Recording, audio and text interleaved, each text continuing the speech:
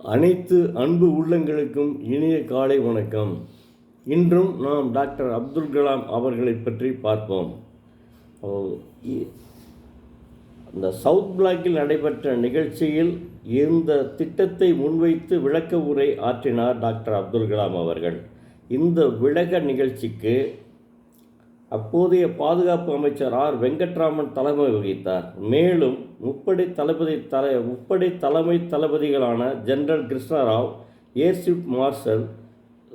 Airship marshal Dilbagh Singh, admiral Dasan ஆகியோரும் இதில் கலந்து கொண்டனர். அமைச்சரவை செயலாளர் கிருஷ்ணராவ் சாஹிப், பாதுகாப்புத்துறை செயலாளர் எஸ்.எம். கோஸ், செலவினங்கள் துறை செயலாளர் ஆர். கணபதி ஆகியோரும் இந்த நிகழ்ச்சியில் பங்கேற்றார்கள். அனைவருக்கும் அடுக்கடுக்கான சந்தேகங்கள். டாக்டர் அருணாச்சலம் ஒரு பாறையைப் போல உறுதியுடன் அவருக்கு பலமாக இருந்தார். இந்தியா சொந்த ஏவுகணை சாதனங்களை தயாரிக்கும் யோசனை பற்றி ஆனந்த பரவசம் பொங்கியது. கடைசியில் சுமார் 3 மணி நேரம் கழித்து அன்று மாலை பாதுகாப்பு அமைச்சர் வெங்கட்ராமனை சந்திக்கும்படி அவர்களிடம் சொல்லப்பட்டது.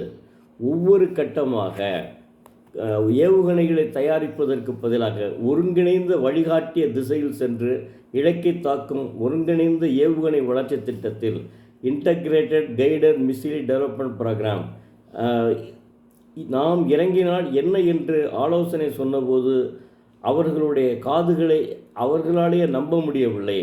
நாங்கள் வாயடைத்து போனோம். டாக்டர் அப்துல் கலாம் குழுவினர் வாயடைத்து போனார்கள். அன்று இரவு டாக்டர் அருணாச்சலமும் டாக்டர் அப்துல் கலாமும் சேர்ந்து ஆலோசித்து அவர்களுடைய திட்டத்திற்கு மறுபடி கொடுத்தார்கள். சகோதரர் மகள் திருமணத்தில் கூட அவர் கலந்து கொள்ள முடியாத நிலை. ஆனால் அவரது பணி காரணமாக டெல்லியில் இப்படி சிக்கிக்கொண்டு அவளது திருமணத்தில் கலந்து கொள்ள முடியாமல் போயிட்டே என்ற நினைப்பு அவரை மிகவும் வாட்டியது. சிற்றுண்டியை முடித்து கொண்டு பாதுகாப்பு அமைச்சரை சந்திப்பதற்கு புறப்பட்டார். சந்திப்பு முடிந்துவிட்டது என்பதை உணர்த்தும் வகையில் பாதுகாப்பு அமைச்சர் எழுந்து நின்றார். என் பக்கம் திரும்பி, உங்களை நான் இங்கு கொண்டு வந்ததிலிருந்து இப்படிப்பட்ட ஒரு திட்டத்துடன் நீங்கள் வருவீர்கள் என்று எதிர்பார்த்து கொண்டிருந்தேன் என்றார். பாதுகாப்பு அமைச்சர் வெங்கட்ராமன் தான் டாக்டர் அப்துல் கலாம் அவர்களை இங்கு கொண்டு வந்திருக்கிறார். தலைதாழ்த்தி நன்றி தெரிவித்தார். சென்னைக்கும் மதுரைக்கும் இடையே பறந்து கொண்டிருக்கும் விமானப்படை ஹெலிகாப்டர் ஒன்றை அவருக்காக பாதுகாப்பு அமைச்சர் ஏற்பாடு செய்தபோது நெகிழ்ந்து போனார். கடந்த 6 மாதங்களாக நீங்கள் கடுமையாக பாடுபட்டதற்காக இந்த பலனை சம்பாதித்திருக்கிறீர்கள் என்று டாக்டர் அருணாச்சலம் அவரிடம் சொன்னார். இந்தியன் ஏர்லைன்ஸ் விமானம் டெல்லியிலிருந்து வந்து சேர்ந்ததும் விமானப்படை ஹெலிகாப்டர் அதற்கு அருகிலேயே வந்து இறங்கியது. அடுத்த சில நிமிடங்களில் அவர் மதுரைக்கு பறந்து கொண்டிருந்தார். அங்கிருந்து விமானப்படை கமாண்டர் அவரை ரயில் நிலையத்திற்கு அழைத்து சென்றார். ராமேஸ்வரம் செல்லும் ரயில் பிளாட்பாரத்தை விட்டு புறப்பட தயாராக இருந்தது. சரியான நேரத்தில் ராமேஸ்வரத்தில் ஜமீலாவின் திருமணத்தில் கலந்து கொண்டார்.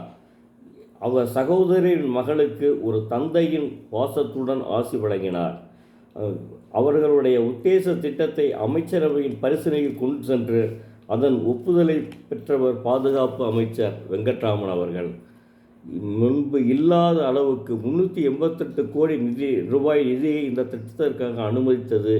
இந்தியாவினுடைய தனி பெருமை பெற்ற வழிகாட்டிய திசையில் சென்று இலக்கை தாக்கும் ஒருங்கிணைந்த ஏவுகணை திட்டம் integrated guided missile development programme இப்படித்தான் பிறந்தது. பின்னர் IGMDP என்று இது சுருக்கமாக அழைக்கப்பட்டது. ஜூலை 27 DRDL ஆய்வுக்கூடத்திற்கு டாக்டர் அருணாச்சலம் வருகை தந்து முறைப்படி IMGDP திட்டத்தை ஆரம்பி வைத்தார். DRDL ஆய்வுக்கூடத்தின் ஒவ்வொரு தனிப்பட்ட ஊழியருக்கும் பங்கேற்ற மிக மகத்தான ஒரு நிகழ்ச்சி அது.